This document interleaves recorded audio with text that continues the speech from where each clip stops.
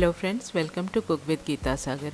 चलिए आज बनाते हैं मिडिल ईस्ट की फ़ेमस मिठाई बकलावा, जो इंडियन मार्केट में काफ़ी ज़्यादा कॉस्टली मिलती है। दिवाली पे हमने इसे घर पे बनाया था और बहुत ही परफेक्ट बनी थी। सोचा इस रेसिपी को आपके साथ भी शेयर करूं। तो इसके लिए मैं सबसे पहले फ़िलो शीट बनाऊंगी। उसके लिए मैंने 1.5 कप मैदा लिया है, उसमें 3 टेबल स्पून कॉर्न स्टार्च डाल रही हूँ। जनरली ये फ़िलो शीट लोग मार्केट से परचेज़ करते हैं, पर मैंने इसे घर में बनाया है। और 1/8 टीस्पून मैंने सॉल्ट डाला है और इसे अच्छी तरह से मिक्स कर लेंगे। ये मिक्स कर लिया हमने। अब इसे साइड में मैं रख दे रही हूँ।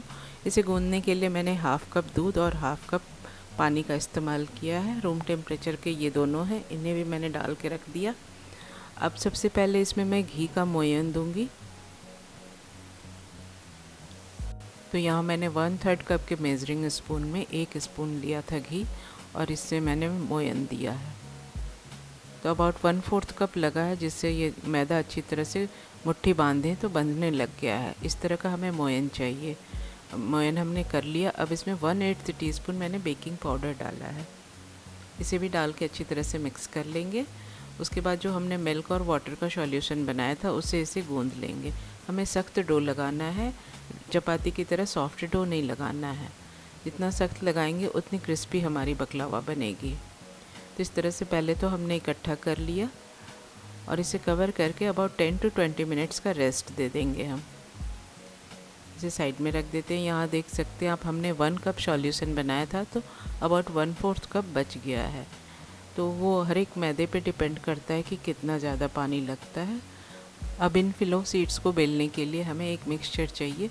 तो मैंने 1/2 कप कॉर्नफ्लोर लिया है और 1/4 कप मैदा लिया है।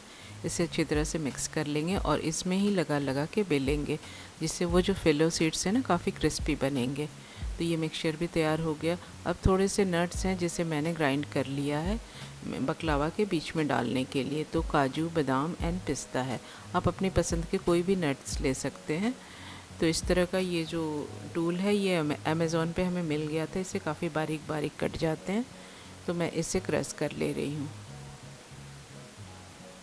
तो इस तरह से हमने सारे नट्स को अच्छी तरह से चॉप कर लिए।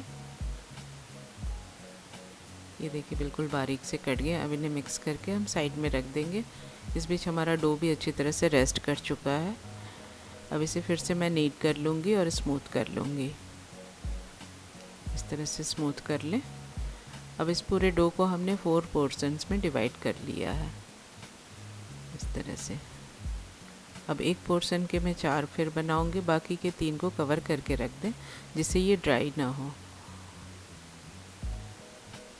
आप अपने साइज़ के बड़े या छोटे भी कर सकते हैं। मैंने 4 बनाए हैं। क्यों, रीज़न ये है कि हमें बिल्कुल पतली थिन सी फ़िलो शीट चाहिए। इतनी पतली कि ट्रांसपेरेंट होनी चाहिए, बहुत ही थिन चाहिए। तो अगर बेलने में दिक्कत होती है तो मैंने इस तरह से बेला है। पहले छोटी छोटी चपातियाँ बना ली, उसके बाद बीच में फिर कॉर्न स्टार्च लगा के और उसके बाद फिर से मैंने इसे बेल लिया, जिससे बिल्कुल पतली सी बन जाती है। इस तरह से बेल लिए और हटा लिए दूसरा। तो आप देख सकते हैं कितनी पतली हमने ये शीट बेल ली है। बिल्कुल पतली होनी चाहिए। अब इसके ऊपर मैंने मेल्टेड घी लगाया है ब्रश की हेल्प से, और जो हमने नट्स चॉप करके रखे थे ना वो डाल दूँगी। और एक बार इस तरह से टैप कर दीजिए जिससे नट्स चिपक जाए। फिर इसे मैंने हाफ में फ़ोल्ड कर दिया है। उसके बाद फिर से घी लगाया है मैंने। और इसे रोल करने के लिए आप कोई भी इस तरह के स्क्यूवर्स या बच्चों की पेंसिल भी ले सकते हैं, स्क्यूवर्स नहीं है तो। और इसे बहुत ही अच्छे से टाइटली रोल कर देंगे हम। धीरे धीरे सभी तरफ से लेते हुए रोल कर दीजिए। 2-3 बार इस तरह से और रोल कर दीजिए जिससे चिपक जाए। अब इसे बीच में ऐसे आप एक जगह श्रिंक कर दें जिससे ये इम्प्रेशन बन जाते हैं। तो ये हमारी एक बकलावा तैयार हो गई है। तो मैंने बेकिंग ट्रे में पार्चमेंट पेपर लगा रखा है।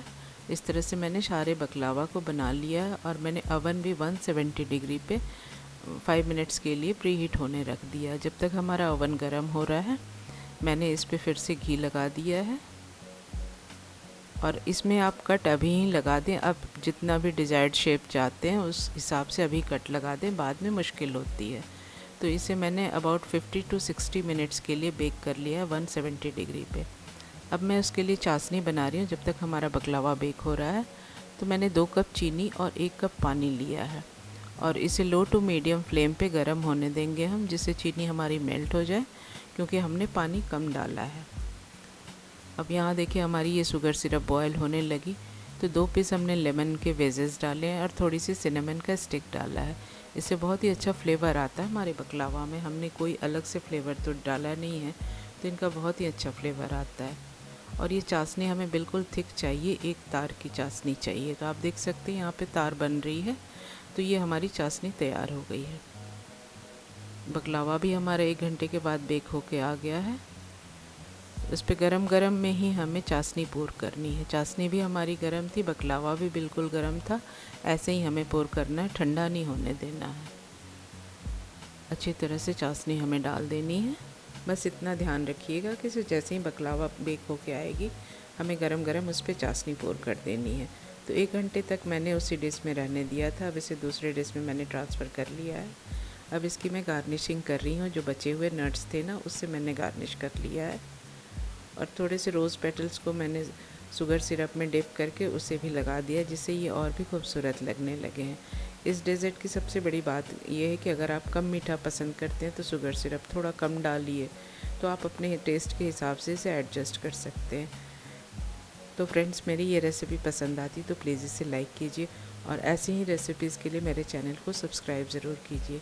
ये देखिए हमारी बकलावा अंदर से कितनी क्रिस्पी बनी है। जो हमने 1 घंटे तक इसे बेक किया है ना, तो काफ़ी अच्छा अंदर तक क्रिस्प हो जाती है।